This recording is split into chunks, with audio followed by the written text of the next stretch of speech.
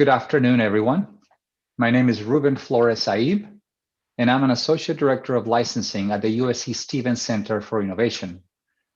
Thank you for joining us this afternoon for this installment in our webinar series titled From Discovery to Commercialization, Valuable Guidance to Enhance the Success of Your Startup. The Stevens Center is co-sponsoring this webinar series with the USC chapter of the National Academy of Inventors. Please visit the Stevens Center website events page at stevens.usc.edu/events to see our lineup of topics and speakers. The topic of today's webinar is Keeping Your Investors Happy. This webinar will be a roundtable discussion with our panelists who include David Crean, President and CEO at Regen BioPharma Capital One, Matthew Michelson, Ph.D., President of Genesis AI and Genesis Research, and Amit Singh, co-head of the SoCal Venture Technology Group at Dentons. We're going to start by asking each panelist to say a little bit about their backgrounds as part of the introduction. We are very excited to have them join us today for this panel. One housekeeping note before we begin. Attendees can submit questions in the Zoom Q&A feature during the webinar. I and my team members will monitor these questions during the webinar, and we will address as many of them as time allows at the end. We are recording the presentation, and we'll let you know when it's posted in YouTube. So let's get started. Thank you, all of you, for joining us today. I'm very, very excited to have this webinar on this topic that it's often overlooked when we are pushing a lot of startups and new enterprises to the marketplace and helping them succeed. I want to go ahead and get started by allowing each of you to introduce yourselves and telling us a little bit about your background and how you got to where you are and how your background is relevant for the subject matter. And then we'll come back and we'll start addressing some of the topics that we discussed regarding, what are the things that you need to keep in mind very clearly when you are working with capital that has been given to you by investors. So thank you and welcome again. Matthew, why don't we start with you? Sure, that's great. Hi, everyone. My name is Matt Michelson. As Ruben mentioned, I have a PhD in computer science that I got from USC. Spent a lot of time at the USC Information Science Institute, so I'm really happy to be here. More recently, I've been an entrepreneur. So a few years ago, I started a company called Evid Science that provided AI solutions to the pharmaceutical and biotech industry. Evid Science was acquired at the end of 2020 by another company called Genesis Research. And Evid Science was a venture-backed organization. So, we had venture capital investors that we had to keep happy. And Genesis is actually private equity backed. So now we have a different type of investor, private equity investors, and our goal is to keep them happy as well. So, I'm happy to speak on that journey of, coming from a technical background, starting a company, selling a company, and, hopefully sharing some of my experiences and how I believe I kept, my former and current investors happy, along those lines. All right, thanks everybody. Thanks, Matt, and it's great to have a USC alum, as part of the conversation. Amit, thank you for joining us. I'm looking forward to hearing more about your background and your role in these kind of transactions. Thanks, Ruben. So I'm Amit Singh. I'm co-head of venture capital for Southern California for Dentons. Dentons is the largest law firm in the world. We've got 11,000 lawyers in, I think, 78 countries. They're ranked top 10 for mergers and acquisitions, venture capital, et cetera. And so my practice focuses primarily on mergers and acquisitions and venture capital transactions involving life sciences and technology companies. I represent the companies and private equity funds and venture funds primarily. And I've been doing it for about 20 years and done over 300 venture capital financings and close to 150 merger and acquisition transactions. Well, that's impressive, and so many accounts. Amit, I know where to go when I'm looking to, work on my first VC and exit. Thank you very much for doing what you do. David, it's a pleasure to have you here. Personal friend and a good a great partner in the San Diego SoCal LA ecosystem. Please share a little bit about your background with us. Thank you, Ruben, and thank you for the USC Center for Innovation. So by way of background, I have both a finance and a scientific background. I have a Ph.D. in biophysics and an MBA. Maybe that makes me a confused scientist, I'm not sure. But it's certainly very, very helpful in the area that I've principally focused my time and attention on, and that's on the mergers and acquisition space. I've worked in corporate pharma for about 15, 20 years, and then also moved into private equity, as Matt would say, and that's another important ecosystem to understand on the investor side. Spent about 3 years in private equity. And then for the past 6 years, I've been an investment banker, helping out entrepreneurs, business owners, especially on the private side, to help them either grow or exit their business. And then most recently, actually just about 4 weeks ago, started my own firm with international money coming in. It's a pretty substantial fund, and it's going to be focused mainly on Series A companies and above. Bigger checks are better than smaller checks from my standpoint, and going to be focused on exclusively on the life science segment. So very, very exciting. I get to hit, sort of come at the questions and the issues that we're talking about today from various viewpoints, whether it's corporate, whether it's from private equity, as an investment banker, and now as a venture firm. So thank you very much, Ruben. Oh, David, it's our pleasure. And again, thanks for the great work that you're doing all along Southern California. Throughout the last few months, we've had, a number of venture capital investors come and tell us about their investing philosophy, the way they like to work with companies, why are they interested in working with early stage companies coming out of universities like USC. But what we have now is we have the opportunity to hear a little bit of the other side of the story, hopefully a complementary side, of course, that tells us, what are some of the things that you want to keep in mind when you accept this capital, right? And I think one of the points that we'll get to it later is, when should you accept this capital, and what are the risks and the responsibilities that go along with accepting this capital?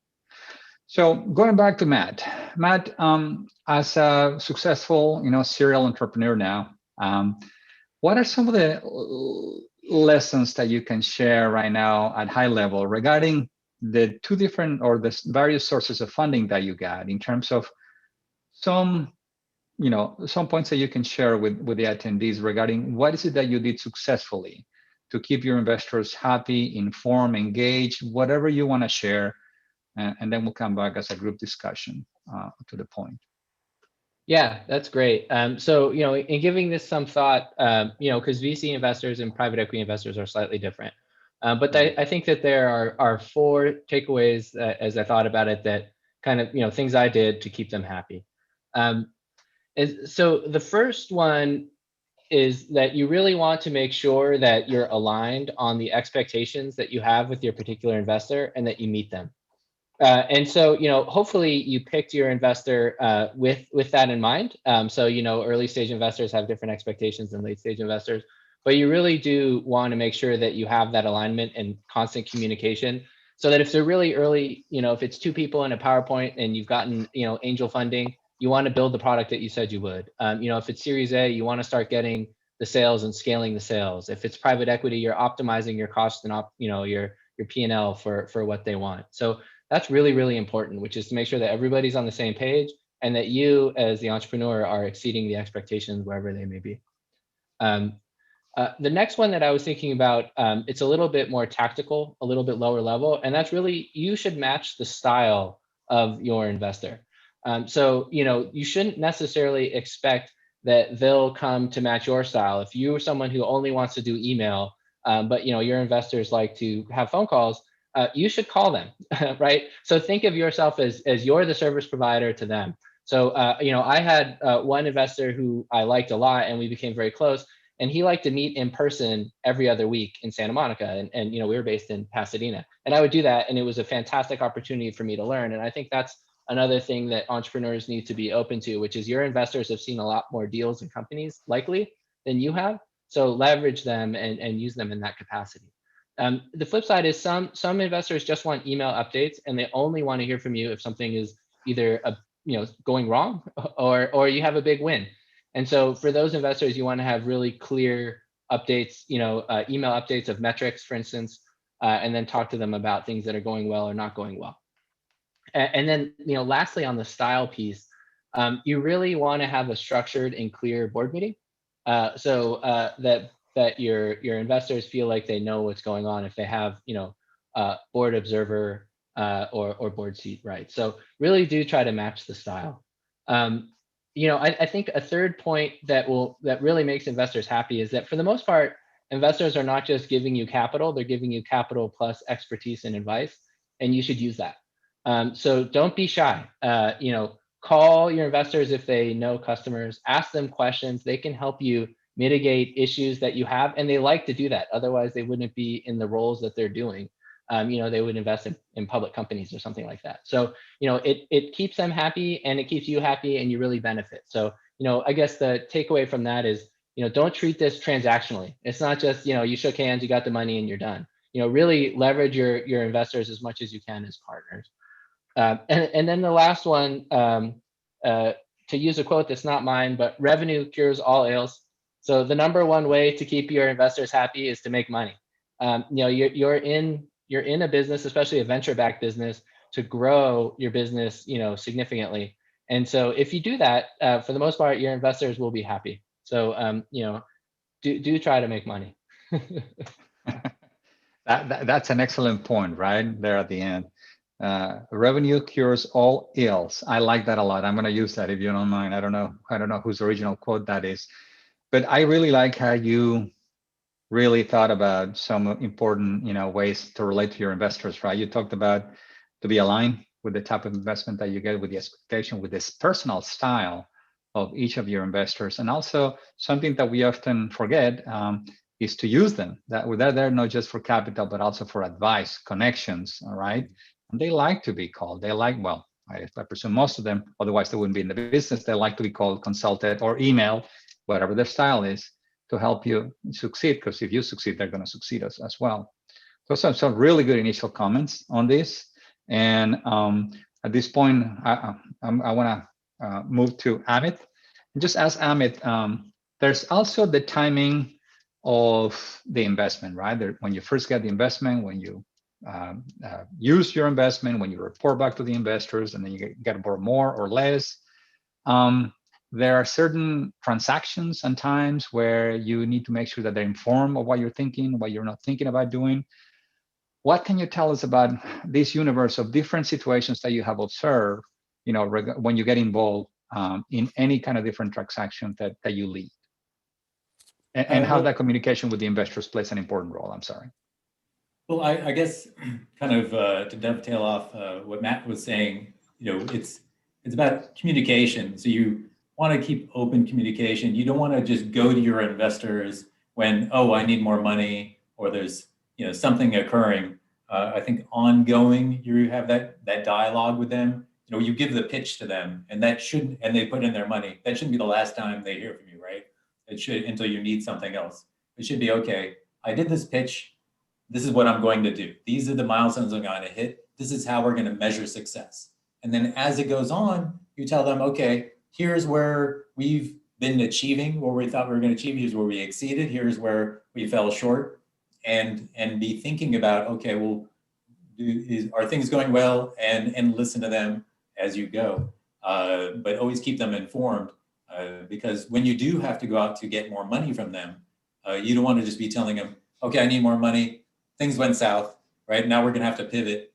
They're going to want to know, okay, when did you determine you have to pivot? Was it after you already burned through my money, or was it earlier and you realize, I need to pivot, but you kept going, or you don't want to keep going, right? When you realize you're going down a rabbit hole, you want to say, okay, you have to treat that money with kid gloves, as if it's your own money, and not just some third party's money, and say, okay, things are going south. I need to pivot. Let me open the discussion with the investors, get everybody to agree that, okay, what we're doing isn't working. You need to pivot to something else. And that's why I need more money. But I've taken good care of your money, rather than I just kept going down that rabbit hole because I had enough money. I knew it wasn't going anywhere. and I've seen that before. And then they come to my VC client and say, "Oh, now I need more money," and they say, "Well, why didn't you just come to me earlier? Why didn't we start pivoting earlier? I'm not going to invest in this." And keep in mind that this is entrepreneurship is a long-term career. You shouldn't look at it as this is your only deal. You're going to need more money during this deal while you have this company to raise additional capital, and then hopefully you're going to be successful and sell it off and go start a new venture and raise money and get those same investors coming to you. And so you want to keep that communication so it's not surprise, like, oh, I need to pivot, I need more money. There's plenty of runway. I even had a client where we were the biggest investor in this company, and the day before the company was being sold, they sent us hundreds of pages of documents to go through, and they thought, okay, we're just gonna sign these things, and my client had put in $15 million into this company, and we're not just gonna say like, okay, whatever. And there's a lot of liability that goes with being a major shareholder in a company that's being sold, and they're not going to take that lightly. So that deal was held up for a few weeks while we negotiated certain protections for my client, understood whether or not it made sense to do the sale. Just because the founders thought it was a good time to do the sale, didn't mean necessarily my client was interested, because my client thought, well, maybe we should buy the company. But if we had that communication up front, could have avoided a lot of problems and could have closed when everybody had planned. So I think that just ongoing communication, being open and honest, telling, always saying whether or not you're on target for meeting your goals, and sort of aligning yourself with your investors at all times. Thank you for that, Amit. Something that I want to do in a minute, as after we hear from David, is to come back and start looking at specific examples of startups arising from academic research, and what are the unique nuances or not that those carry, right? Because this is the audience that we're talking to. And then I have a question for both of you, Matt and Amit, in a moment. But first, I want to hear from David. And David, in your role, you get to see a lot of companies, a lot of entrepreneurs, a lot of people doing this. And I wanted us to talk about your experience, with a first-time entrepreneur, with a scientific founder that becomes a first-time entrepreneur. And what is your experience with that? What can you tell us, and what advice can you provide to, someone who's coming out of the university, started a company, has successfully gotten funding, because we already are talking, you got the funding. What can you tell them? What can you advise? Wow, that's a great question. And I appreciate Matt and Amit talking to us about, how do you keep them happy? And I think they touched on a lot of great things. And I think the entrepreneur needs to keep that in mind, even if they're transitioning from academics to now becoming or wanting to become a business owner. And kind of that, if they're coming to the table as, this is their first time to the rodeo, if you will, it's very interesting. And entrepreneurs, or let's say academicians, have that difficulty transitioning and starting to think more like a business person. They're still in the founder, not invented here syndrome. It's all about me and the technology. And I always try to have a real heart-to-heart with them, first and foremost. And I know it's a difficult discussion to have, not only as, let's say, an investment banker, but now as an investor, and say, I get I understand your passion about a particular technology and wanting to run this company, but what's in the best interest of the company and your technology if you don't have any experience? So as an investor, a seasoned investor, I generally won't invest in a first time to the rodeo CEO who's the founder. I will have that discussion and say, I think it's best for you and for the technology and for the people on the cap table to go out and recruit a CEO, a seasoned CEO who knows how to raise money, who has good business fundamentals, who knows how to build a business. They may not be on the patents, but that's okay. What's more important is you bring in, you start to build that team who can help develop the company, who can go out and help raise money. I have a sort of a philosophical discussion with them. I said, that's great. You can 100% of this company, for example, and raise zero, and it's a mathematical equation.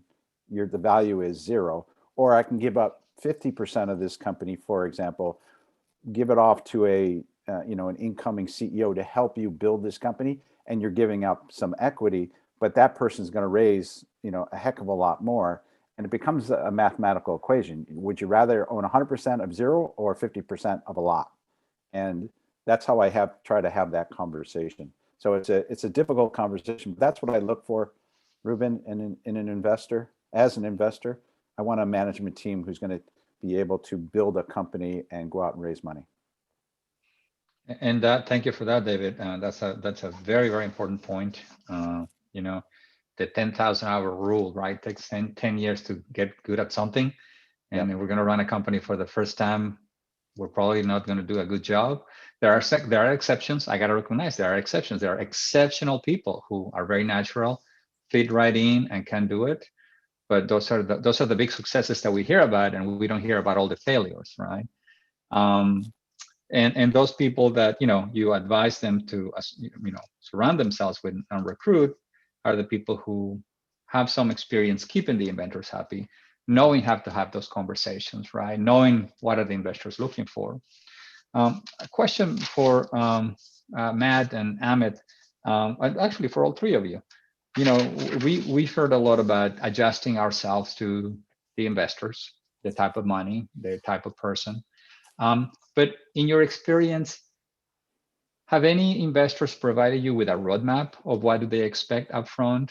Is that common, for example, when you take the money that they tell you, hey, here is what I want to see. This is where you need to get back to me. And again, we're talking about an experience, first time, inventors that are becoming entrepreneurs, right? Because an experienced CEO who's done it 2 or 3 times doesn't need that guidance. But in your experience, have you seen that happen? Is that part of any conversations that are having with investors? So I'm happy to jump in. So I would say that it's usually kind of a joint process. So obviously the entrepreneur comes with their thoughts, and the venture investors typically have a lot of experience, can help you develop your plan, set forth your roadmap. And it's an iterative process. So it's not just one and done, it's an ongoing process. If you've got the right investors, they're helping you keep that roadmap up to date, making sure you're hitting your key performance indicators and trying to figure out, well, how do we hit them? And are we pursuing the right goals and things like that? So I don't think it's necessarily dictated by the investors, but it's a joint process. It's a joint discussion on how you come up with that. Yeah, I'll second that. So, in general, when you're going to raise money, you also know the stage of the investor and sort of what they're looking for. And you should know, or at least investigate sort of broadly what that means. So if you're going to, talk to a much, larger investment, Series B type of investor, there are generally certain metrics that you'll have to meet before they even care, so that your company is of a certain size. And similarly, if you go and pitch, an angel group, the Tech Coast Angels or something, that's going to be a very different story that you're going to bring to the table. So you do have, as an entrepreneur, that roadmap in your head, like Amit says, and then you do iterate. So examples are, the investor that I met with quite frequently, we would iterate, quite a lot about, what the go-to-market was initially, which is never exactly what it's going to be, as you start to make money. And how do we hire specific roles? How did we pivot into getting, say, customer success, which is something that wasn't even on our roadmap before? Yeah. And another interesting point that I'll agree with that Amit said was, you have this fiduciary responsibility, right? People are giving you this money, and you should treat it well. And from a practical perspective, one successful strategy I found was to be as capital efficient as you can without not spending the money, because the investor does want you to spend the money. They don't want you to just sit on it.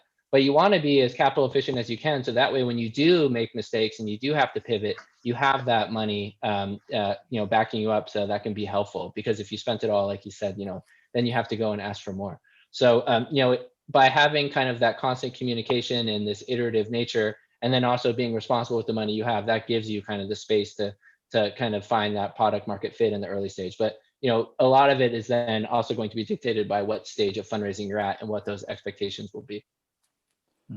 Yeah, Ruben, my colleagues are spot on.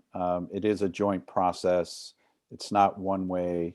And in fact, if it was just one way, I would say to you as an entrepreneur, as a business owner, you need to continue to do your due diligence on them as well, because you're getting involved in a partnership, frankly, almost a marriage. It's almost analogous to the happy wife, happy life. You really need to, it's going to be a very iterative process in defining what this roadmap is. And to Matt's point, capital efficiency is so critical. I'm going to be working, if I'm the investor and I'm working with you, I want to know what are they going to be the use of funds? How are you going to deploy this capital in a capital efficient manner? I want to know that you're not going to come to me at the 11th hour and say, I'm running out of money. I will want to know what that roadmap is. How would these activities drive milestones? How are they going to drive value inflection for me, the investor? Always continuing to ask, how are you going to make money for me?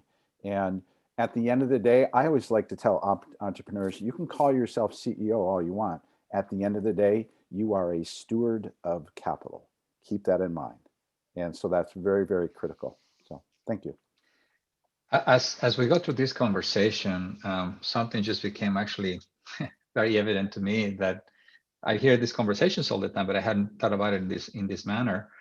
When scientists receive money from the federal government, the state, in the form of a grant, all what is expected is a publication, a paper, on their own time, when they're succeeding or when they're up against certain academic competition. This is a very different scenario, right? Someone is giving you the same amount of money, $5 million, instead of a $5 million grant, you get $5 million investment. But you have to think about how you are managing that money and producing the best result towards the commercialization of the product. And we may not have, as scientists, people who work in the lab, we may not have that mindset, mentality, and experience. So making that pivot to understand that is critical. David, one of the things that we talked about before in prep for the call was the type of capital that you raise, and how, when you raise from VCs, when you raise from PE, you have to keep them happy. You have to keep these communication channels. But we also talk about other sources of capital. Can you talk a little bit about that, David? Yeah, there's certainly a number of different avenues for sources of capital. When we're saying equity or debt, or even non-dilutive, I would assume that the academicians who are on the webinar understand non-dilutive capital, whether that's, if you're in the life sciences, coming from NIH or National Science Foundation or NCI, and certainly others, where it's not affecting your cap table, right? So it's non-dilutive, and that process is sometimes long and arduous, 6-9 months, and I get an attractive score, but I don't know whether I'm going to get funded or not. I always like to tell entrepreneurs, you should always pursue that. One, it's non-dilutive, and but there's no guarantee. But in parallel, you should be going out, especially for a company that's pre-revenue, looking at equity or some forms of convertible debt, things like that. But if it's not, if it's equity, you can look at the venture route, and depending on your stage, as Matt always refers to as, the early or the late, you can certainly go to certain investors on the venture side. But there's other forms of capital. You can start looking at family offices, which is a new asset class, if you will. They're starting to look more and more like institutional investors. You can look at corporate venture capital. That's kind of a new and emerging asset class coming in, and they're starting to partner up with venture funds, especially in the life science area. So you can start taking a look at some of those other ones. But then you also have to look at, the stage of the company am I really going to go out to an institutional investor when I'm just trying to raise $5 million? That might be more geared towards, just a high net worth accredited investors. There's a lot of institutions who don't like to write $5 million check. Their minimum entry is 15 or 20 million. So you have to really understand your roadmap of your capital financing strategy and who are you going to be going out to. So there's many different types of investors who are going to write, the size of the check and the type of check, whether that's debt or equity. Thank you, David. I cannot emphasize how important that is for entrepreneurs, first-time entrepreneurs to understand. That is, there are different sources of capital that come with different strings attached, with different models of reporting to those sources of capital, different modes of interaction, different expectations that come with it. And that is something that people, need to investigate and be aware of a little bit more. Couple of more points for discussion, and then we're going to open it up for questions. Matt, we covered extensively the type of conversations that you want to have with your investors regarding successes, failures, pivots in the company, strategic areas where you want to think about that you hadn't thought about before, metrics, goals.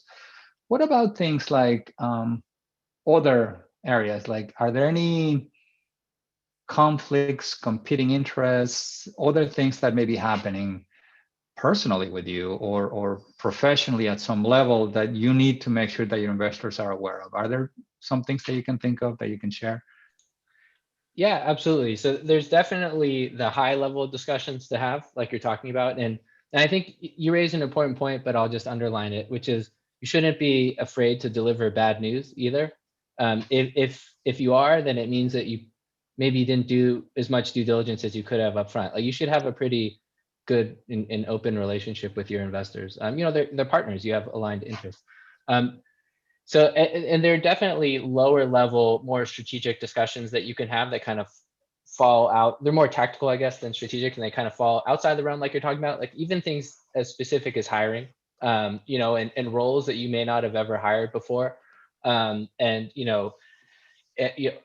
What do you look for if you're a scientist and you never hired a business development person? What do you look for there? Or if you never hired a customer success person to lead such an important part of your organization, how do you hire? How do you even write the job description? And there are things like that.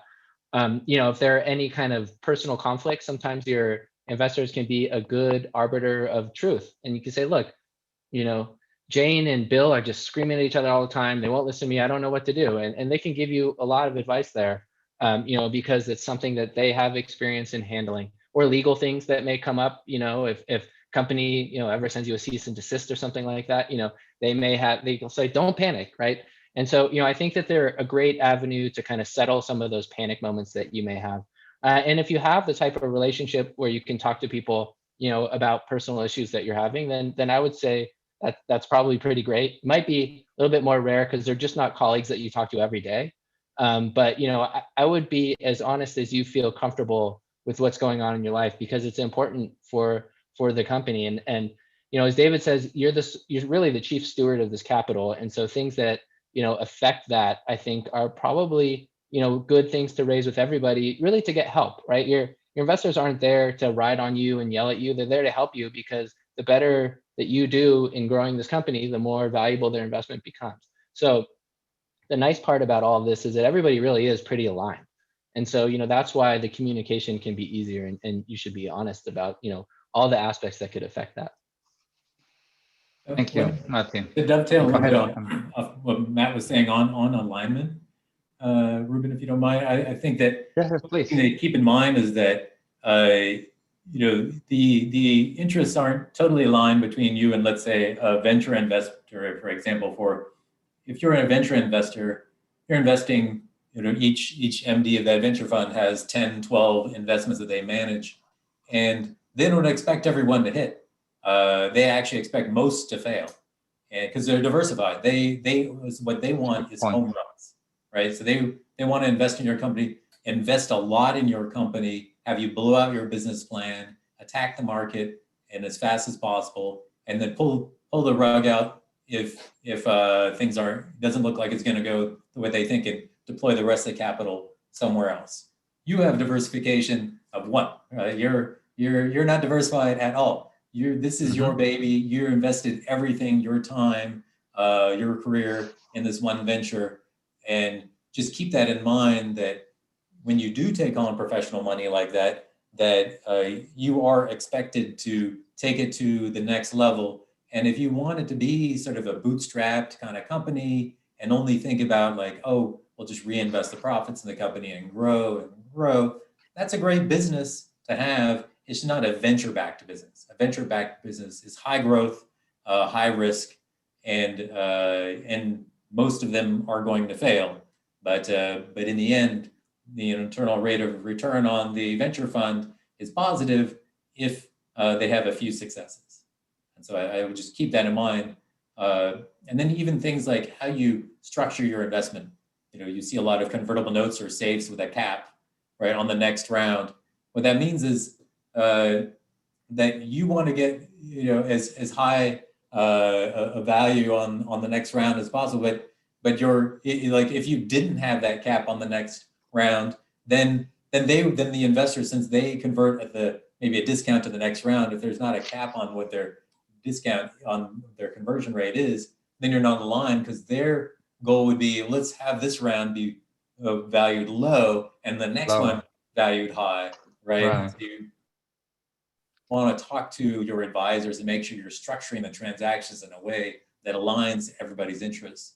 And when I represent the investors in a company, I wouldn't want my money coming into the company and then having it so the founders can say, hey, good luck with it, right? And I've got my stock and I'm going to walk away. They're going to typically make you have to continue to earn your shares. We call vest those shares over a period of time, because a well-done investment structure in a company is aligning the interests of the founders and the other key persons with the investors and their money. So you're all working towards a common goal where you're all exiting together and not separately. That concept of vesting over time is actually a very, very important concept that I want to make sure that the attendees have a chance to hear. Let me ask you a question. Let's talk about transactions and companies coming out of academia and the ones that you see, Amit. When you get any investors coming in, do you see generally that the founders have established a cap structure where there's no vesting, and can the new investor come in and then structure a vesting schedule? Is that possible, or is that difficult to change once you establish the company without any kind of vesting schedule? So I would say the answer to both is yes. So a lot of times you do see companies formed without any kind of vesting schedule, and that creates some problems, right? So you have a group of founders, you don't know who's going to work out. It happens all the time that companies come to me and say, oh, there's 3 of us founders, 2 of us are really working really hard. The other one went off and did something else. How do we get her shares back? Like, well, I don't know. Can we just issue a bunch of shares to ourselves and dilute that other person? No, there's fiduciary duties. You can't just do that. And so before there's money on the table, you want to align everybody's interests together and make all of you vesting and all agree on how control is shared and all that. So you do want to make it so that you all have to sort of, when we talk about vesting, make sure everybody knows we're sort of talking about you earn your shares. If you leave early before you have sort of earned those shares, then you lose some or all of those shares. And that sort of vesting time period or earning those shares can be time-based. It's typically time-based, or it could be milestones. If you're like a salesperson, you hit certain sales metrics, or you're a regulator, expert at regulation, and you get FDA approval or something like that. So it could be different ways of earning it, but and that helps to make sure everybody's aligned in the founder group and along with the investors. And then Ruben, you asked if that isn't set up ahead of time, can that be set up later? And the answer is yes. But I would say 2 things. Again, one is that you're fixing the problem between the founders ahead of time if you already have that vesting set up. And then if you do not have it set up later on, and everybody's even willing to set that vesting schedule up and those agreements, if you have something reasonable in place before you go out to your investors, you're going to end up with a better deal than if everything starts anew and okay, there's no vesting, hey, Investors Council, here's our form, it's not going to be that favorable to you. You're going to be negotiating that on your heels. But if you just have something reasonable up front, you're going to end up with a better deal typically. And so I always advise my founders, let's get something reasonable in place, and then it'll be respected going forward. Yeah, that makes a lot. Go ahead, David, Yeah, please. I just want to, on the heels of Amit, and all those points are just so true. You know, in my experience over the last 5 or 6 years as an investment banker, you know, out of every 10 that I met with, 4 of them, 4 out of every 10, we were just establishing their cap table and helping them understand that. Wow. And then 2 out of that 10 were cleaning up the cap table just to try and get to a point where an investor gets a little comfortable with the cap table. So here we are, 6 out of 10 now, that 4 plus 2 is they really need the help of somebody else to take a look at it. And so to Amit's point, yes, you can do this afterward, but you know, you have to really work with a seasoned advisor to sort of do that, whether it's from a legal advisor or a financial advisor. But that vesting schedule and having the proper cap table is absolutely important for, you know, making an investment in that company. Yeah, and you know, I'll add one thing jumping on there. Vesting is super important, just like you said, you know, because you'll have a co-founder leave and then shares disappear down the black hole. The other thing is, you know, if you really are serious about building a venture-backed business, these are professional and sophisticated investors, and you are coming to them as a technical person saying, hey, I have this business idea. And if you don't have that professional CEO or that business acumen, you're already a little bit behind the 8 ball there. So, you know, coming with a well-defined cap table, you know, being able to show that you understand issues around vesting and what that really means to protect the business will give you that leg up when you're pitching to investors and say, you know what, this person has done the research, they know what they're talking about, you know, they're reasonable in, you know, what amount of the company, for instance, they're slicing up for each round, right? Because you want to have enough skin in the game so that the investors will want to, you know, continue to fund you, things like that. And so having all these things up front and learning about them ahead of time is really helpful, because, you know, you do want to look like you know what you're doing. You know, even though you're sort of building the bus as you're driving it, you don't want them to see that. So No, that's an excellent point. I'm really liking this conversation. So for you, Matt, you know, as a first-time entrepreneur, when you went out and started to raise capital, did you have to get a professional CEO to come in and help you, or were you able to grow into that role and do it? What was your personal journey? Yeah, it's a great question. So Evid Science was actually not the first company that I started, and actually not the first company where we raised money, or that I was part of that raised money. So I've failed a number of times previous to that and saw what works and what didn't work. But you know, even when we were raising our very first round of funding at Evid Science, you know, I was still learning a lot about new things, and probably could have optimized my own negotiations a little bit better, and could have benefited from counsel. But you know, luckily we had you know, pretty seasoned lawyers to help with that as well, who have been on a lot of transactions, and that was pretty helpful. So you know, and I'll say, you know, to David's point, we've also been involved with companies that started with non-dilutive capital. The SBIR and STTR programs are tremendous. They are slow, so you do need to kind of, you know, plan cash flow accordingly. But it's a great way to actually go in to your initial institutional rounds and say, look, we built this thing. You know, it was so high risk that the only person who was willing to give us money was the government. And we did something neat with that. And then if you can leverage that into your sort of initial sale or something like that, that really gives you a huge leg up to go and raise your first rounds of institutional funding. That's a great point. Yeah. Any other points? I want to invite any of you to, you know, throw in any other comments, points, or thoughts that you had or have arisen during our conversation regarding how do you keep your investors happy? Anything else that you can think of or we haven't mentioned? Yeah, Ruben, I just had one point, and we've been talking about a lot of great points that the entrepreneur needs to keep in mind. The only other thing that I would say is make sure you all shareholders the same.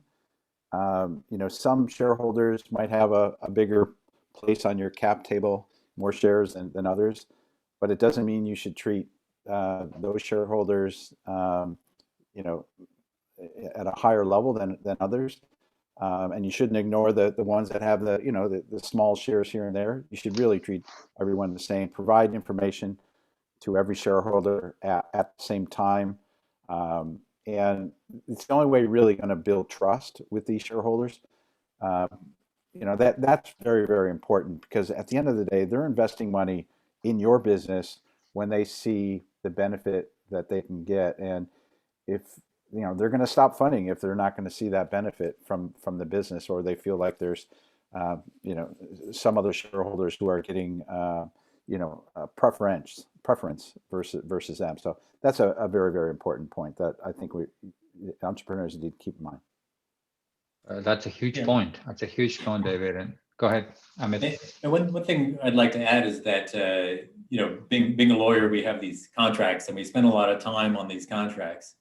But to David's point, you want to make sure, like first of all, when you're talking to investors, you want to make sure you have that chemistry with them. You really feel like you can trust them, because the minute you have to go into that drawer and look at, well, what does the contract say? You've already lost.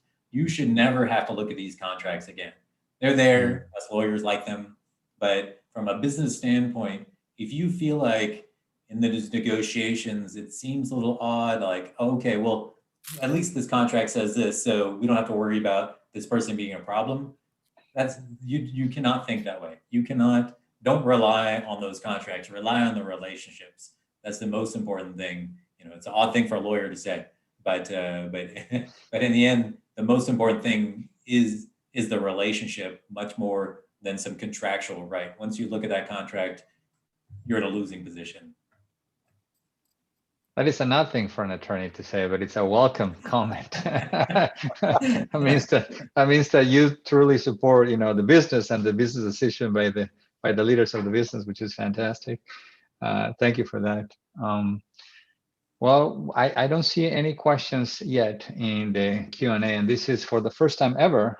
We're not having any questions. I guess maybe we've sort of delivered, some really impressive content to the attendees, that they're digesting it. I know I've learned a lot through this conversation today. I wanna give them a minute or so to see if they come up with anything else. But any final thoughts, Matt? Any final thoughts regarding? Let's get a little bit more specific. Let's get specific about USC. What you saw while you were at USC, what your experience is, and any advice, any comments that you have, any words of wisdom, any encouragement, anything that you want to say to USC, people who want to become entrepreneurs from USC. Yeah, great, super. Happy to do that. So the first one is a piece of encouragement, which is, as an entrepreneur, you will often just convince yourself that you're not ready to start the business because the time is not right. The time is kind of never going to be right. I would suggest get yourself in a situation where you can start to explore your ideas, perhaps on the side or something like that, so that you can obviously eat food and pay rent. But just start in some way. You can start small. You can start with the first thing I did with Evid Science was I took screenshots of the tool we'd actually built as a research project. I went to a conference in San Diego for life sciences, and I printed out pictures of screenshots with the word Evid Science. I think we were incorporated at that point, and I bought a student pass for the conference, and I walked around from booth to booth, and I showed people this piece of paper, and I said, "Is this interesting to you at all?" And a bunch of people said yes, and a whole bunch of people said no.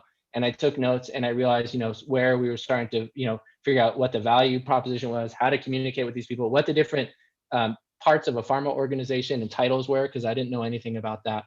So you can just start small and build upon that.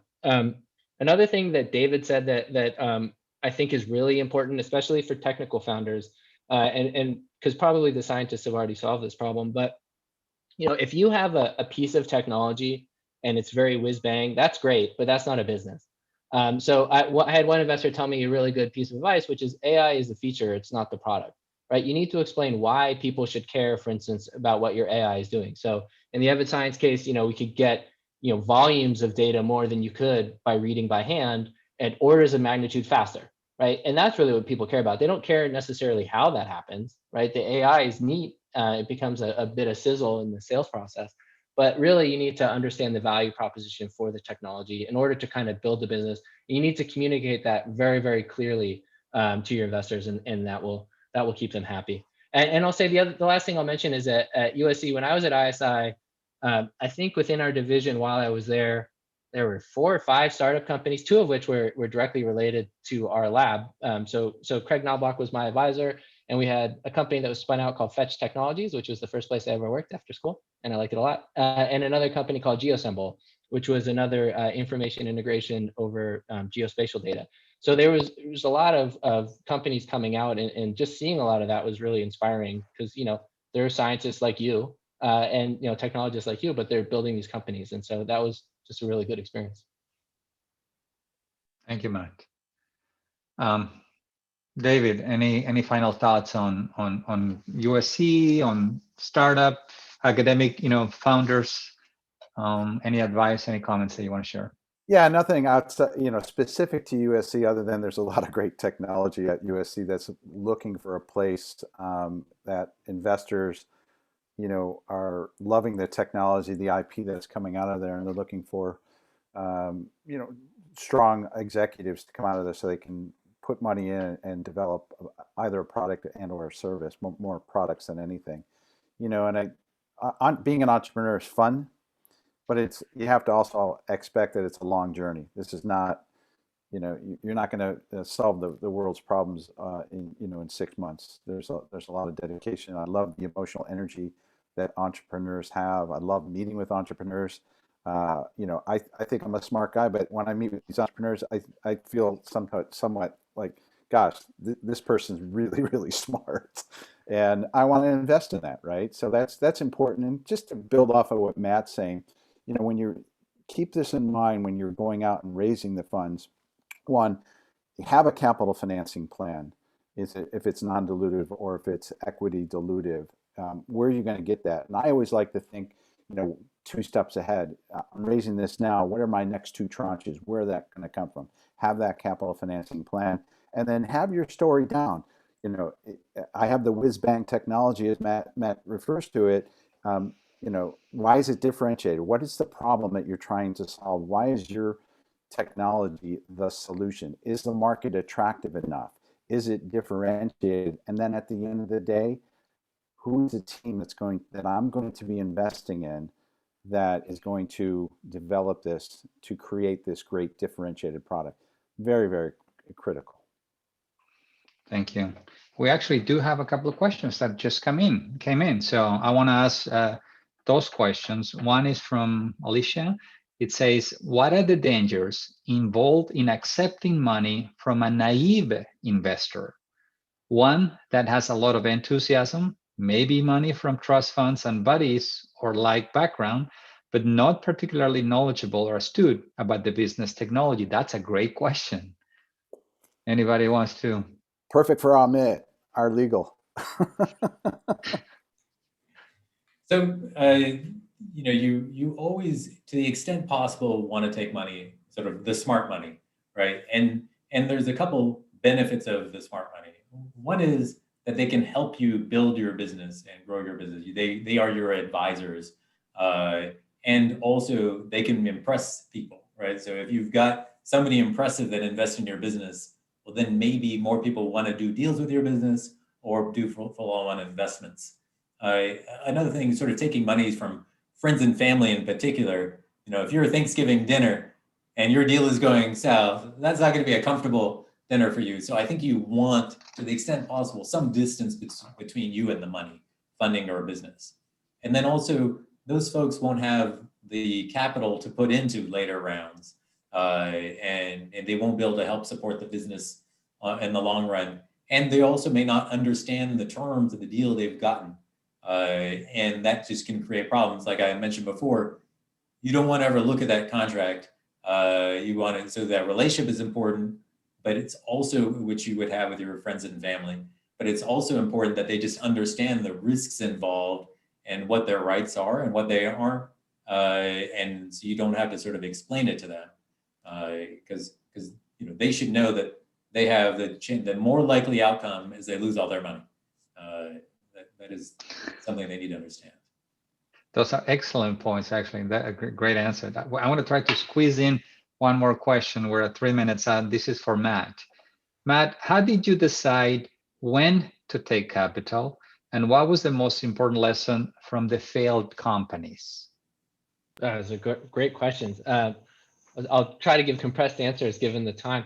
So the inflection points for raising capital were essentially points in the business where we knew we had to do things. There were pressure on the business, and we didn't have either the money coming in or accounts receivable. So we didn't have enough sales to support them. So for instance, in the very beginning of the company, when we were making the transition, so we spun this company out of a different organization that did government funded research. And so the government will fund you to do things like, science and technology, but they won't pay for sales and marketing. And so we spun Evid Science out, and we needed to hire a salesperson. We needed to start paying for marketing. We need to start executing on the go-to-market vision that we had. And so we had to raise money at that point.